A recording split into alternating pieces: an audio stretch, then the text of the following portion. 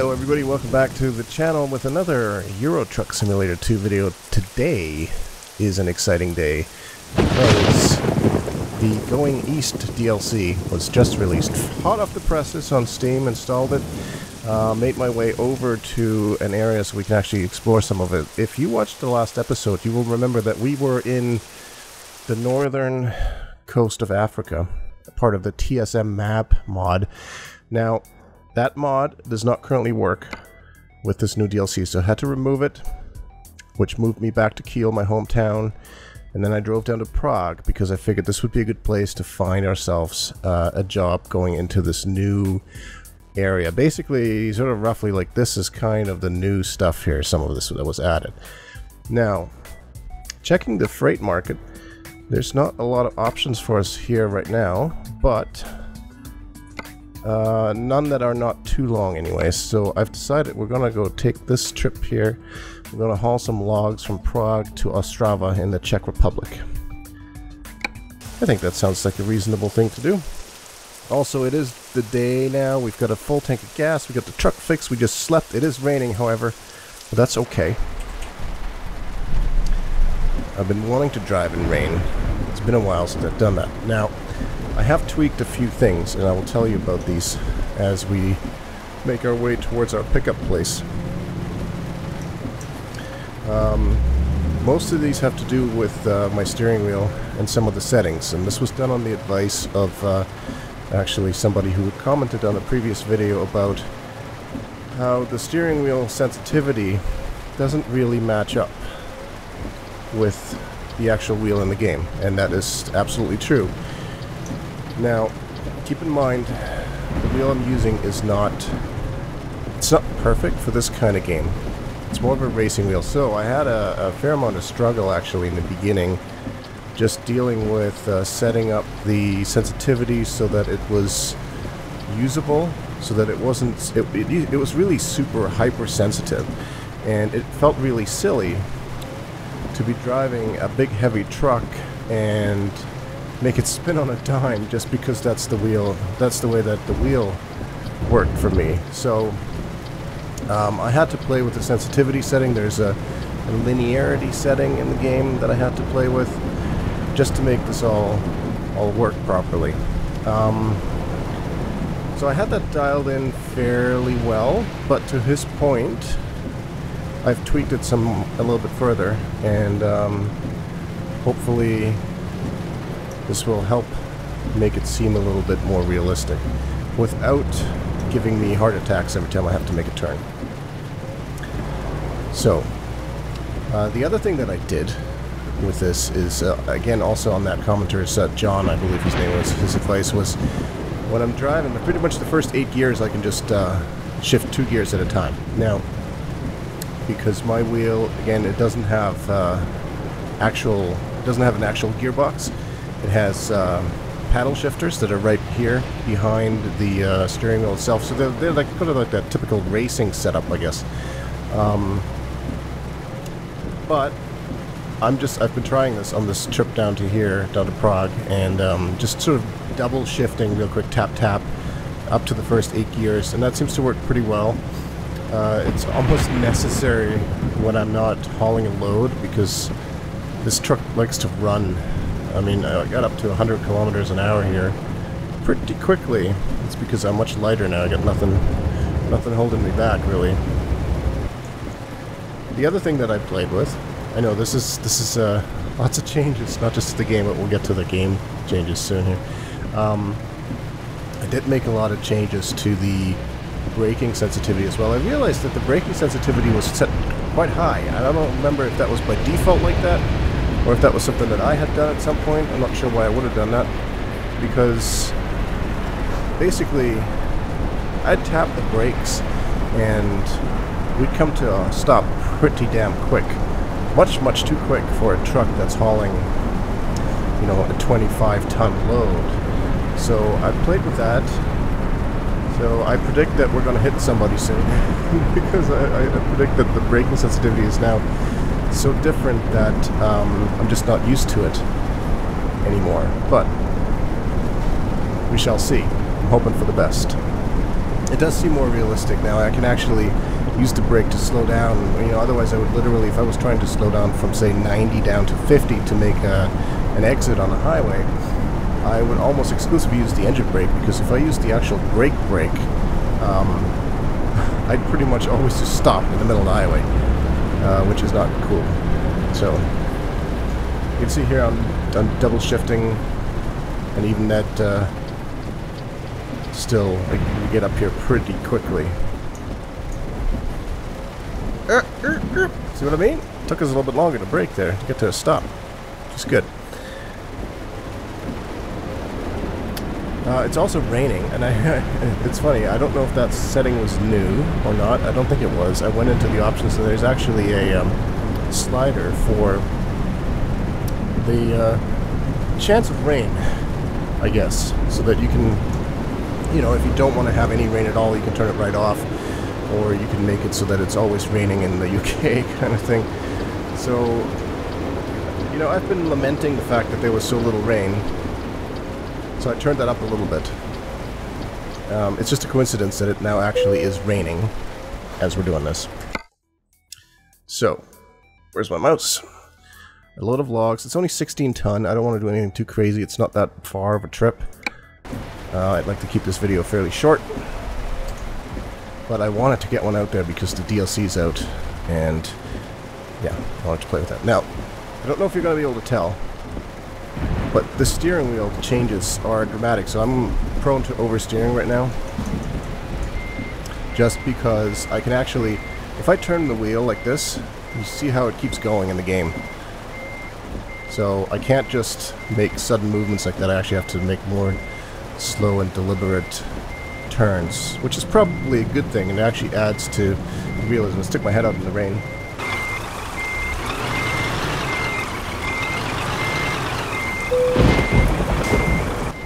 That was thunder, not me hitting anything. Just wanted to point that out.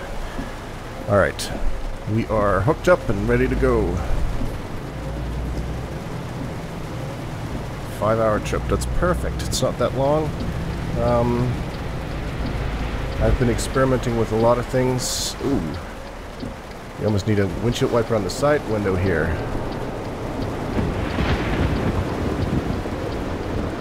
I've been experimenting with, what was I going to say? What's the other thing that I've been experimenting with? Oh yes, what happens when you run out of gas? It's not so much of an experiment as I cut this last trip to get to Prague really, really tight. I literally had about 10 kilometers worth of gas left by the time I got to a gas station. But we made it. It wasn't so bad. Gives you a warning at about 50 kilometers or so left of gasoline or diesel in your tank. So it's not really going to sneak up on you. There were several gas stations that I could have stopped at and didn't, just to see how far I could push it. Like I said, I've been in an experimental mode. And here's another one of these lovely Eastern European roundabouts, which I don't mind so much, except that, yeah. Dude came out of nowhere and hit me. Anyways, we're through that. I didn't remember the rain being this bad on the side windows there. See, I just double shifted that one and I shouldn't have. Oh well. I'm also going to try to shift while we are in the green. That little green area in the dial there is the sweet spot that we want to stay in, I guess. I've been revving the engine up way too high, according to some feedback, which may actually account for some of the damage that I had on my truck during the last trip that I wasn't sure what it was from. Like, I had literally not hit anything, but we still had about 8% damage, and while I'm looking at it, some of that was to the engine and the transmission, so we're going to be a little bit easier on her. Make sure that we don't break her if we don't have to. If we don't have to. We don't want to break her at all, but we're going to try not to at least too much strain on the engine there. So that is something that we can control. So we've got this bridge. Very cool. Now, I actually had recorded another trip using the TSM mod before the DLC came out, where I drove from Alexandria, which is where we left off in the last episode. I drove from there to Benghazi, and I had that recorded. A couple things happened though during the recording, so I actually had to... I didn't have to scrap it, but it was going to be a really long recording, and I wasn't happy with that. And so the fact that the DLC came out was actually really, really good timing, because I didn't want to use that video anyways. So at some point we will be resuming our tour of Northern Africa. I read on the TSM website that they are working on an update for that mod to make it compatible. Some people said that it does work, but I didn't want to take any chances, to be honest. The other mods that I have installed that are linked in the description appear to be working just fine with, I believe this is now version 1.5.2, and of course the Going East DLC installed, so they seem to be working fine. But during that video that I recorded and didn't use, and you guys didn't get to see, I was theorizing, is that a word? I was contemplating my use of the FaceTrackNoIR software, because I quite like it. I like the fact that I can move my head and look around, make turns and that kind of stuff, or just to go sightseeing, look out the window every once in a while at the nice scenery. I love that, and I didn't really want to give that up, because yes, it was a bit jumpy, and every once in a while my head would sort of turn 180 degrees facing backwards, which was really awkward when you're going fast, but didn't really want to give that up. There's a lot of settings in that software, and I was fully prepared to spend some time reviewing what's going on here. What is going on here? I don't like it. I don't like it. You assholes. They're really bad at merging. Anyways, as I was saying, the I was prepared to invest some time into trying to tweak some of the really complicated settings, some curved graphs and all sorts of things to make it feasible to continue using it. And then as I'm recording and I'm driving around the northern coast of Africa, it occurred to me that, wait a minute, why do I need to make it so complicated?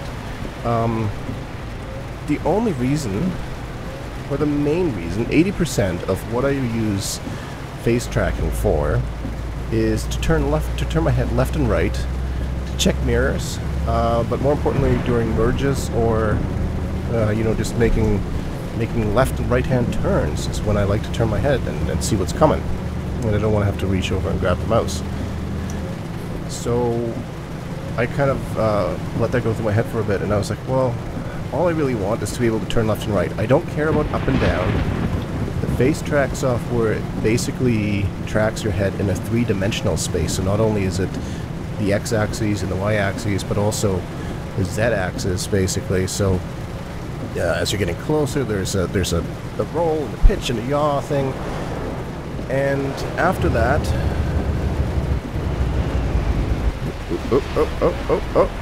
oh shit, oh, that was close. Told you that this was likely to happen. It's also very awkward because I'm talking a lot, but it's alright. You can probably notice that I still am using the face tracking software, just in the way that the camera moves around from left to right. So I didn't ditch it. I didn't have to spend hours trying to figure out how to make it work. There's a very simple setting where I can simply turn off, I believe it was definitely, I turned off the y-axis, and I think the roll and the pitch, and then just check boxes. You just check those and say, yep, I don't want those. So I've basically dumbed it down so that I can move my head up and down as much as I want. I can move my head closer and further away from the webcam as much as I want, and nothing really happens. So all I get is left and right. I don't get up and down. If I move my head up and down, it moves around a little bit, because nobody can move their head perfectly up and down without going left and right one bit.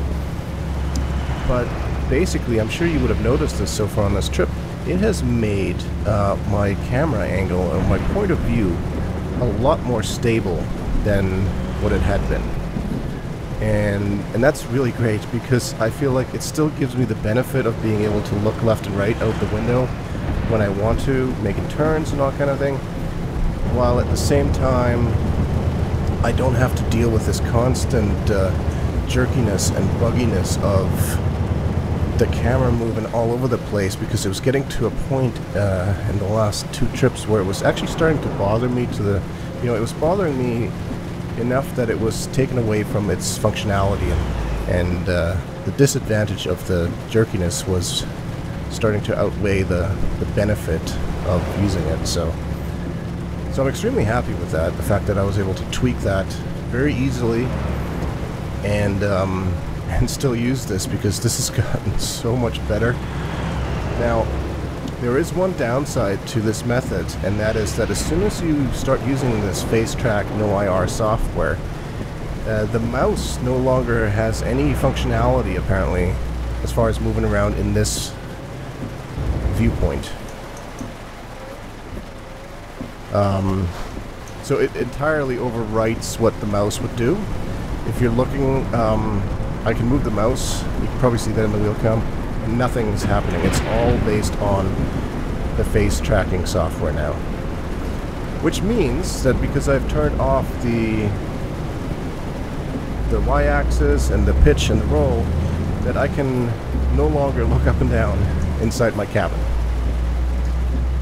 Now, is there a downside to that? At this point, no, not really. There's really no reason for me to look up. All I see is the pretty inside of my cab. To look down, yes, I would see a few more of the lights and such things on the instrument panel and on the wheel, the steering wheel itself, but there's nothing functionally down there that I need to be looking at. The default vertical point of view inside the cab shows me everything that I need to look at. I can see the speedometer, I can see all the relevant information as far as fuel levels, I can even, I can see everything that I need to see. So, again, it's a small trade-off, but I think it's definitely worth it. The fact that I am basically looking steadily out of the window now instead of moving around all the time, and I still have the ability to just move my head for quick looks to the left and right. It's almost the perfect combination. And again, absolutely free software, so they've done a really good job with that. I suppose there probably would have been settings to play with the vertical and the sensitivity of that, so that maybe I could have set it up so that I can still look up and down, but it would be much less sensitive than it was. But I didn't want to mess with that, because I know at that point I don't want to have to, look way up at the ceiling physically to look up in the cab, because that gets just silly.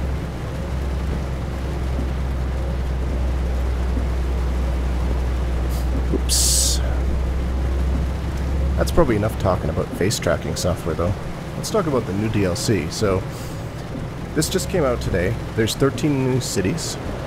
It's a pretty small download. First of all, it was $12.99, that's Canadian, on Steam.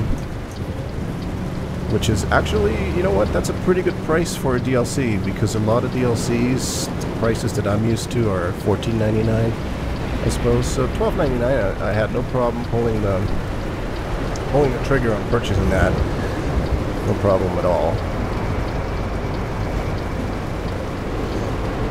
And of course, as the name suggests, going east, it opens up, like I showed you earlier on the world map, more areas in Eastern Europe and more cities. There's a list of bug fixes. I actually have not looked at it very closely yet to see what bug fixes are included aside from the new content. But there are several, including things about missing pedestrians and tweaks to the AI of other vehicles, that kind of thing. But it's a pretty small download. It was about 240 megabytes or 230 megs or something like that, so it didn't take long at all. Which leads me to believe that all this stuff on the map is already there. They just need to basically unlock it and make it available for us to actually drive on. I can see it. You don't see that because it's hidden by the webcam, but my buddy Jammin 000, or Jamie, I don't know if he says Jammin or Jamin. I always said Jammin, but anyways, he's the one that actually got me into Euro Truck Simulator 2. He does great videos as well. He's in, I'm pretty sure I have him linked on my favorite channels page or whatever that's called on YouTube. He's playing that too. I've seen him jump in and out several times already, and a couple of my other guys, other buddies there on Twitter have talked about how they're getting the DLC. So, it's a really, you know, it's a welcome addition. It's more content. Like I said before, yes, I have about 75% of the map that's still unlocked to me. So it's not like I was really starving for new areas to explore. But, you know, I like the fact that that SCS software, whatever their name is, came out with new content, and it's reasonably priced. And to be honest, I want to support them with my dollar, because I have a lot of fun with this game. And the best way to ensure that companies continue creating new content and DLCs is by, frankly, by purchasing the ones that they come out with. I mean, if this DLC sells well, they will likely make more. If it doesn't do well, there may not be more. So I think I read something that there is rumors that there will be more DLCs after this, which would be great to see. There's certainly lots of areas on the map that they haven't utilized yet. I just have to take a big breath for this guy merging in front of me. I don't trust them. They have a habit of just slamming on the brakes, and now that I've messed with the braking sensitivity, I stand even less of a chance of not hitting somebody should they come to a sudden stop in front of me. So I gotta keep my distance a little bit more. Anyway, I guess with the weather, I can't really show you a lot of the new scenery. We're definitely going to keep exploring, so the following videos are going to be all about the Eastern European area still. We're going to have to go to Warsaw at some point, which I think is one of the biggest cities that they've added. Budapest is in here. Wanted to check that out as well. Just because if you just watch the release trailer, or I think it came out yesterday, it's pretty cool looking, and of course, you know, more areas for us to explore, more fun to be had. Let's make sure we do this right.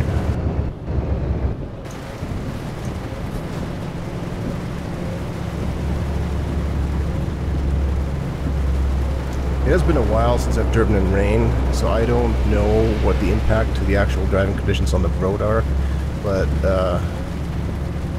the added difficulty, just invisibility alone. Oh shit! Almost oversteered there. Yes, I know you want to pass me. Just the fact that it's harder to see, not so much out of the front windshield, because you got pretty good windshield wipers, but just the side mirrors, a lot more difficult to make out what's going on here. And you know what? This video is ending up to be longer than I thought. I've been so used to doing these long trips that I split into 2 or 3 episodes, but I want to try to do some smaller trips that fit more neatly into a single video. You know, I hope to keep them at about 25 minutes. This one's going to be running over that by the looks of it. Unless we can really make good time here and park this thing without too many problems.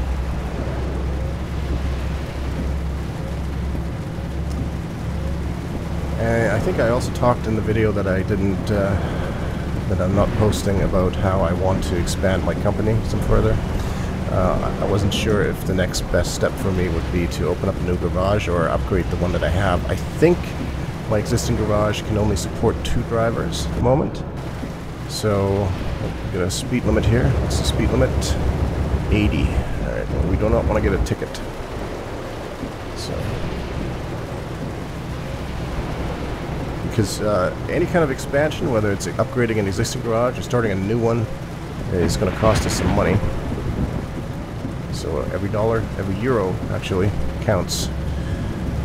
And the other thing I read quickly before this is the other additional benefit of having a secondary or tertiary garage is that you can quick travel between them. So, you know, if I want to jump across the country really quick without having to drive there, or without having to do a quick job in somebody else's truck, I can just fast travel between garages that I own.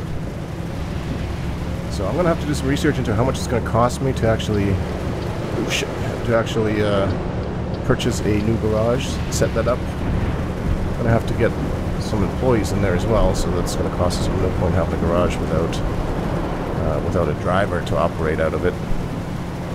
So we are coming up on our turn here. I think I'm going to stay behind this. No, I'm going to go past him. So we are going past the circle anyways. We got the momentum, screw it.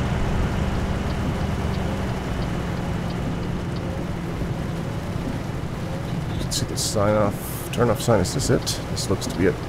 Boy, it sure looks like there's... Oh, that's just grass.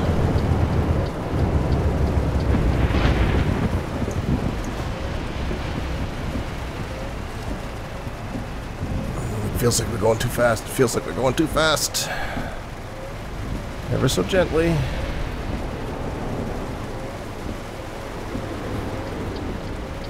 Oh, crap. Oh, good, we made it without hitting anybody. I wasn't quite sure. See, this is where the face tracking comes in really handy. You guys all letting me go? Both of you? That's nice. What about this guy? He's not. Of course. Thank you. See, right now, usually I would be checking my left side mirror to see how I'm doing as far as not cutting over the grass, leaving the road there. Very difficult to see, though, with that water on the windshield, on the mirror, and on the window, I guess. Don't know if we're on the left or the right side. We might be on the right-hand side over there. Probably should be in the right-hand lane anyways. That's speed limit sign. We're going too fast. We are right at the front here. That's excellent.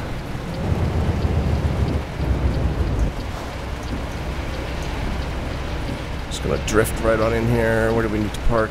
To park like that. Okay, this is gonna be interesting because the steering is very much different than what I'm used to. So I gotta take this a little bit more slowly.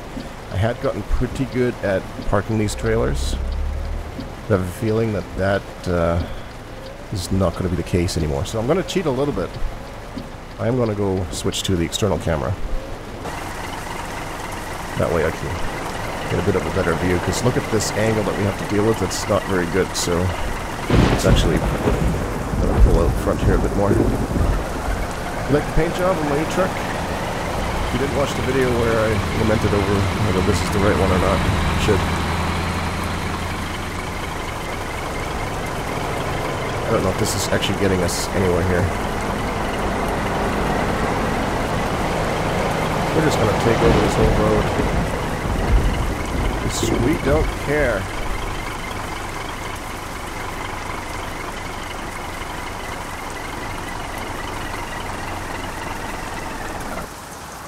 The owners of this company must be like, who is this hooligan and why is he not parking properly? You have a nice big lot for him. What's this guy doing? I may just start hitting the enter key here in a minute just to avoid this embarrassment. We got it lined up okay though, we just used way more room than we needed to. Oh, see, and now I've oversteered. That is one of the things that I'm going to need to get used to. Way oversteered.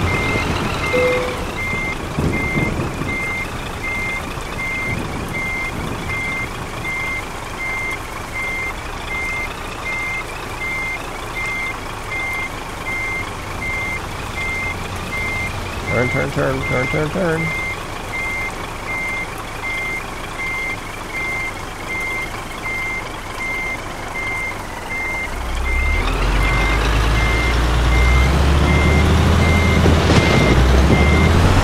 Are we actually pushing the other trailer?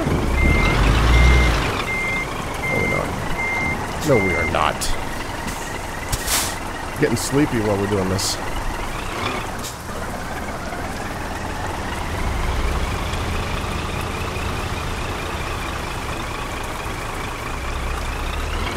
I used to be able to sort of feel this, when to make turns, when to start changing the wheel again, but this is completely different, so it's going to take me a little while to adjust.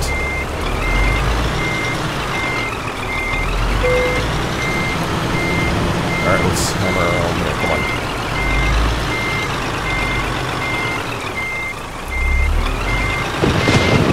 No, no, no, no, no, no, no, no, no, no.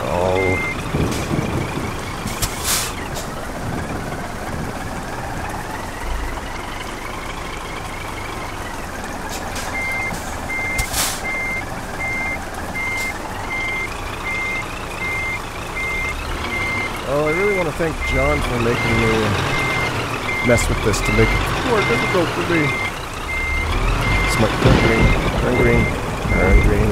Good. There we go. Alright. Good work. Not so great. Yeah, well, you know what? It's better than tolerable. I want to thank you for watching, sticking in here with me for this 30-minute video. Hopefully I can edit it down a little bit. Check out all the links in the description, follow me on Twitter, and I can't wait to get out another episode of Your Truck Simulator 2. Thanks again, I'm ChalkOne, and we'll see you soon.